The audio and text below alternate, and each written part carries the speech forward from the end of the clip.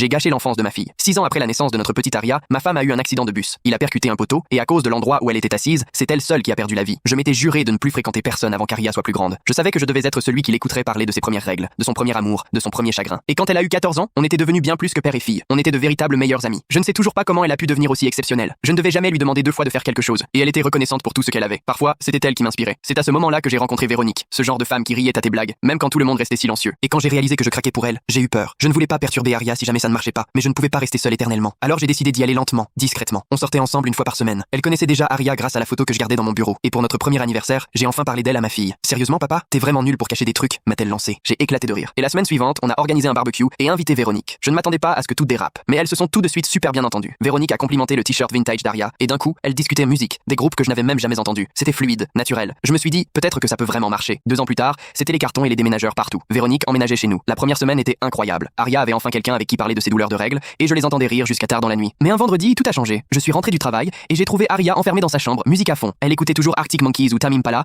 mais là, c'était du Nicki Minaj, du Cardi B. Quand elle est enfin descendue pour dîner, je ne l'ai presque pas reconnue. Mon Aria, douce et naturelle, avait un maquillage ultra chargé, un regard charbonneux intense, des lèvres rouges vifs, du fond de teint à outrance. Sa robe était si courte qu'elle ne pouvait même pas s'asseoir. Qu'est-ce qui t'arrive? Ai-je demandé, en essayant de garder un ton léger. Elle a juste haussé les épaules et mangé en silence. Véronique et moi nous sommes échangés un regard, mais on n'a rien dit. Les ados testent des choses, non? Sauf que ça ne s'est pas arrêté là. Aria se faisait réprimander tous les jours à l'école pour sa tenue. Un jour, j'ai intercepté un colis de Victoria's Secret. Elle avait dépensé $300 de son argent d'anniversaire en lingerie rouge. Puis sont arrivés les garçons. D'abord Jake, de son cours de maths, puis Tyler, du club de débat. Au début, elle disait que c'était juste des amis, et je l'ai cru. Mais ils venaient à toute heure, klaxonnaient devant la maison sans même descendre de la voiture. Ce n'est pas elle, ça, ai-je dit un soir à Véronique. Quelque chose ne va pas. Véronique a soupiré. Elle a 16 ans. C'est ce que font les ados à cet âge. Elle teste les limites. Je voulais la croire, mais mon instinct me disait le contraire. En quelques mois, ma meilleure amie était devenue une inconnue. Et puis un soir, tout est devenu clair. Il était 2 heures du matin, et j'ai entendu la porte d'entrée s'ouvrir. J'ai regardé par la fenêtre. Aria montait dans une voiture que je ne connaissais pas. Je n'ai même pas pris le temps d'enfiler un pantalon. J'ai saisi mes clés, et je l'ai suivie. La voiture est allée vers un quartier plus calme. Rien de suspect, mais peu de maisons, pas de lampadaires. J'ai éteint mes phares et gardé mes distances. Et là, je l'ai vu. Un homme qui semblait avoir la quarantaine est sorti de la voiture pour lui ouvrir la portière. Quand il s'est penché pour l'embrasser, ma mâchoire est tombée si fort que j'ai cru l'entendre craquer. J'ai bondi hors de ma voiture et couru vers lui, prêt à le réduire en bouillie. Papa, qu'est-ce que tu fais? Aria a crié comme si elle ne comprenait pas ma réaction. Elle s'est jetée sur mon dos pour m'arrêter. Papa, je croyais que c'est ce que tu voulais. Elle pleurait maintenant. Et malgré ma colère, j'ai instinctivement caressé ses cheveux. L'homme avait déjà pris la fuite. On s'est retrouvés tous les deux, assis sur le trottoir. Maintenant que t'as Véronique, t'as plus besoin de moi. Elle sanglotait. Je voulais juste trouver un homme pour s'occuper de moi quand j'aurais 18 ans. Je la fixais, incapable de savoir si c'était un mensonge pour se tirer d'affaire. Mais elle a continué. C'est Véronique qui m'a dit de faire ça, papa. Je pourrais avoir tout l'or du monde. Je te voudrais toujours, toi. Et une fois qu'elle m'a cru, j'ai commandé un Uber pour qu'elle aille chez ma mère. Je savais que je n'étais pas en état de conduire après ça. Quand je suis rentré à la maison, Véronique était déjà réveillée. Elle m'attendait, souriante, et s'est jetée sur moi en m'embrassant dans le cou. Je l'ai laissé faire, parce que je voulais qu'elle finisse en prison. Mais je savais que pour ça, j'allais d'abord devoir obtenir un aveu. Découvrez l'histoire complète en cliquant sur la vidéo ci-dessous.